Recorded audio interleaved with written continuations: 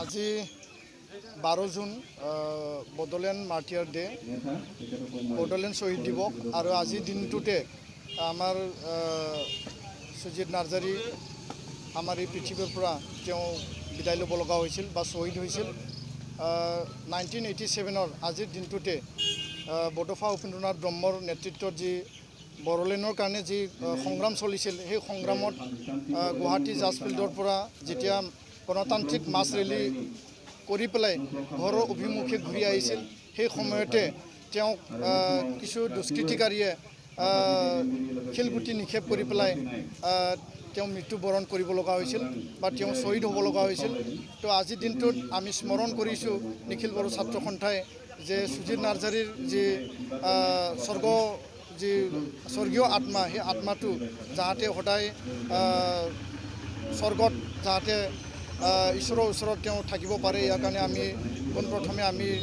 ঈশ্বৰৰ ওচৰত আমি প্ৰাৰ্থনা জনাইছোঁ। আৰু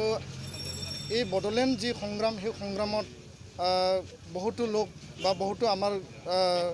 বীৰ বীৰাংগনা শ্বহীদ হ'ব লগা হৈছিল। 1135 জন যি শ্বহীদ আছিল আৰু আজি তাৰিখলৈকে বহুতো শ্বহীদ এই সংগ্ৰামত হ'ব লগা হ'ল। তো ইয়াৰ কাৰণে আটাইকেইজন যি আমাৰ বীৰ বীৰাংগনা আছে বা শ্বহীদসকল আছে নিখিল বড়ো ছাত্ৰ সন্থাই আজিৰ তাৰিখত আমি স্মৰণ কৰিছোঁ। সেই সময়ত আমাৰ বড়োলেণ্ড সংগ্ৰামক আগধৰা আমাৰ সকলোৰে শ্ৰদ্ধাৰ বডোফা উপেন্দ্ৰনাথ ব্ৰহ্ম আজি আমাৰ মাজত নাই আৰু তেওঁ যি সপোন লৈ পেলাই বড়োলেণ্ডৰ কাৰণে সংগ্ৰাম কৰিছিল, বড়ো জাতিৰ অস্তিত্ব ৰক্ষাৰ কাৰণে সংগ্ৰাম কৰিছিল, বড়ো জাতিৰ আত্মনিয়ন্ত্ৰণ আমাৰ চাহ চিনাকি পৰিচয় বিশ্ব দৰবাৰত যদি আমি প্ৰতিষ্ঠা কৰি ল'ব পাৰোঁ, আমাৰ যি কলা সংস্কৃতি ভাষা শিক্ষা অৰ্থনীতি ৰাজনীতিক সকলো দিশত যাতে আমি নিজকে আমি আত্মপ্ৰতিষ্ঠা কৰিব পাৰোঁ বা বিশ্ব দৰবাৰত বড়ো জাতিক যাতে প্ৰতিষ্ঠা কৰিব পাৰোঁ, এই সকলো কথা চিন্তা কৰি পেলাই সকলো কথা আগত লৈ পেলাই বডোফা উপেন্দ্ৰনাথ ব্ৰহ্মই সেই সময়ত বড়োলেণ্ডৰ কাৰণে যি সংগ্ৰাম চলিছিল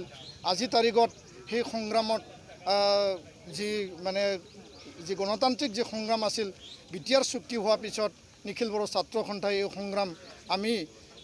আজিৰ তাৰিখত আমি স্থগিত ৰাখিছোঁ। যিহেতু এটা শান্তি চুক্তি হ'ল নিখিল বড়ো ছাত্ৰ সন্থাৰ উদ্যোগত NDFBৰ উদ্যোগত সেই শান্তি চুক্তিৰ পিছত আমিয়ে ভাবোঁ যে আহি থকা দিনত নিখিল বড়ো ছাত্ৰ সন্থাই বা সকলো বড়ো জনগণৰ কাৰণে আমি একেলগে মিলি পেলাই ইয়াত শান্তি প্ৰতিষ্ঠাৰ হকে উন্নয়নৰ হকে এই অঞ্চলত সকলো জাতি জনগোষ্ঠীৰ উন্নয়নৰ কাৰণে বা বিশ্বৰ যিকোনো কোণাত বা ভাৰতবৰ্ষত বা অসমত বসবাস কৰি থকা সকলো বড়ো জাতিক সকলো বড়ো মানুহক যাতে আমি সদায় আমি আত্মগৌৰৱেৰে জীয়াই থকাৰ কাৰণে আমি এই প্ৰতিষ্ঠা কৰিব পাৰোঁ, ইয়াৰ কাৰণে আমি অনাগত দিনত আমি কাম কৰি যাম। তো আমি ক'ব বিচাৰোঁ যে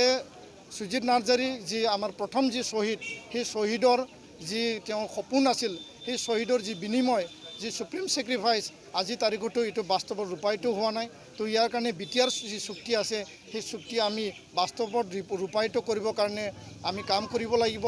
আৰু সকলো ৰাইজৰ কাৰণে বা বড়ো জাতিৰ উন্নয়নৰ কাৰণে আমি কাম কৰিব লাগিব আৰু তেতিয়াহ'লেহে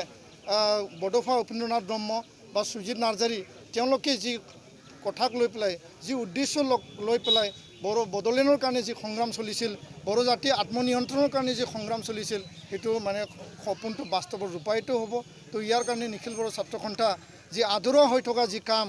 যি বিটিআৰ চুক্তিৰ যি ইমপ্লিমেণ্টেশ্যনৰ কাম বা আহি থকা সময়ত বড়ো সমাজৰ যি অৰ্থ সামাজিক শিক্ষা বা গোটেইবিলাক যি অধিকাৰৰ যি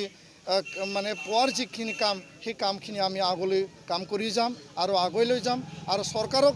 গণতান্ত্ৰিকভাৱে আলোচনাৰ মাজেদি যিখিনি বিটিআৰ চুক্তিৰ দফাবিলাক ৰূপায়ণ কৰিব লাগে ইয়াৰ কাৰণে আমি ভাৰত চৰকাৰ অসম চৰকাৰ একেলগে মিলি পেলাই আমি কাম কৰিম বুলি আমি নিখিল বড়ো ছাত্ৰ সন্থাই আজিৰ এই শ্বহীদ দিৱসক আমি চৰকাৰকো আহ্বান জনাইছোঁ আৰু আমাৰ যি মনৰ কথা আমি প্ৰকাশ কৰিছোঁ।